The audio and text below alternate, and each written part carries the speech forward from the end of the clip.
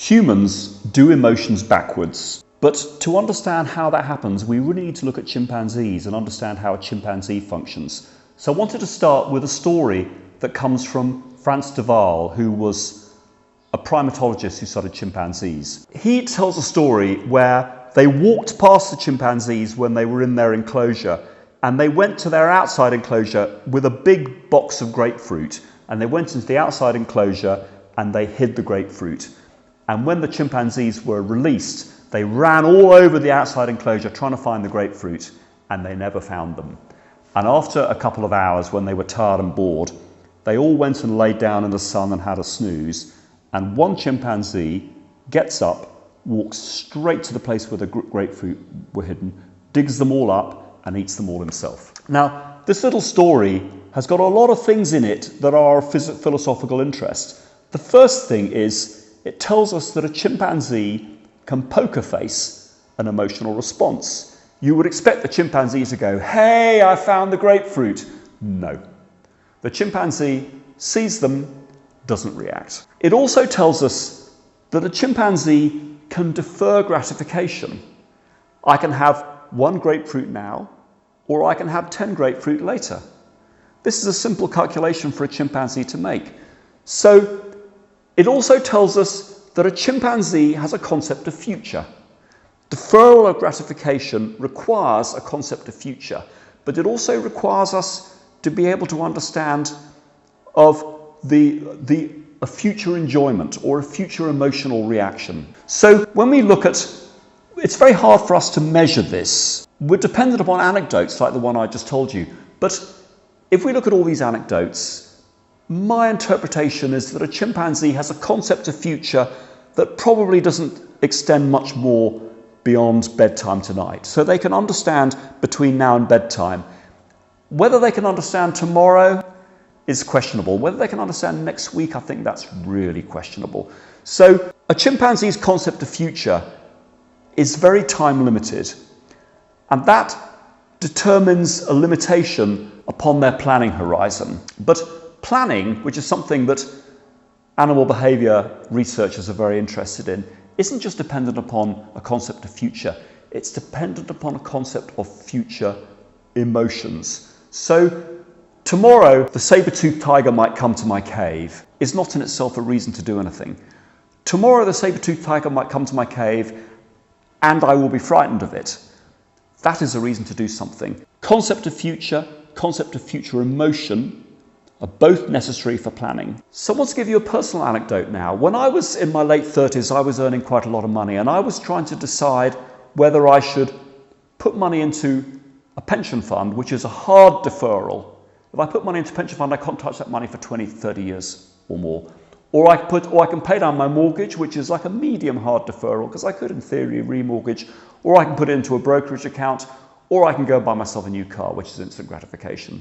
In order to make that determination, I'm actually performing a calculation in my head where I'm thinking 30 years into the future, and I'm considering a hybrid of emotional states: fulfillment, anxiety, material needs, and I'm trying to optimize that over a 30-year time horizon. So I'm able to look into the distant future, which obviously is relevant for planning time horizon.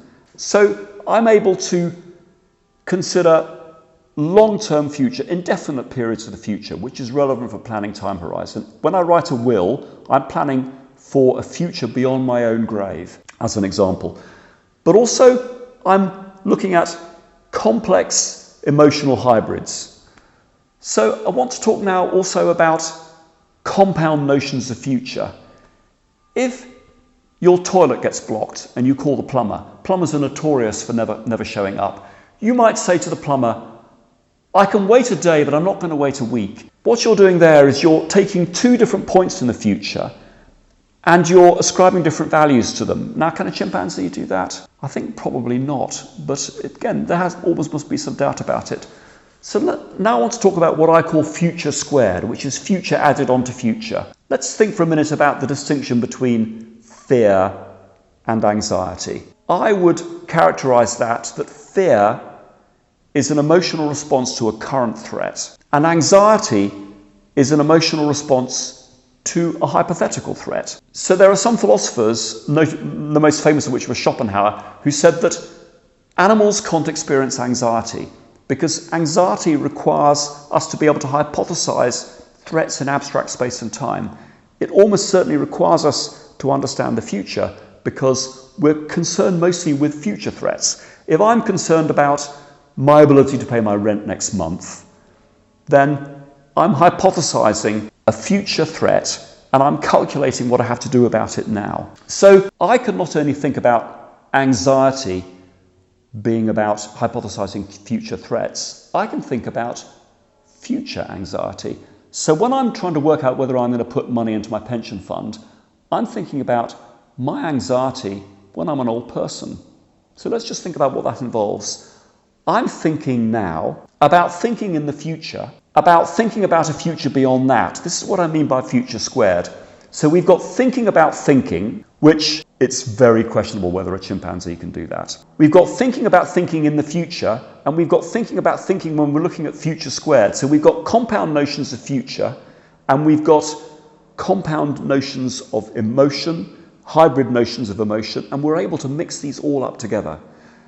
A chimpanzee can do little snippets of this, but the fluidity with which a human can combine all that, looking at multiple dimensions and almost indefinite points in the future, is an extraordinary complex capability. But this complex capability has one very simple consequence, and that is that an emotion doesn't operate the way it does in an animal. In an animal, you could say that it won't seek food until it's hungry.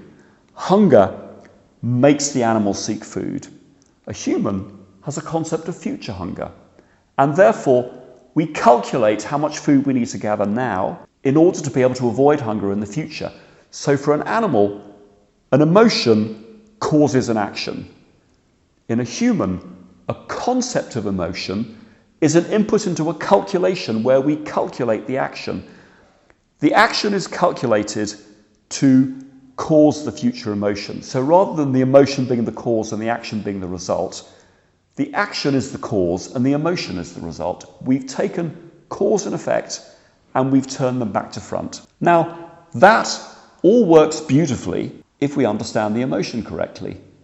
And what this project is all devoted to is trying to explain what happens when we misunderstand the emotion. Either we're misidentifying the emotion or we're misunderstanding what causes it.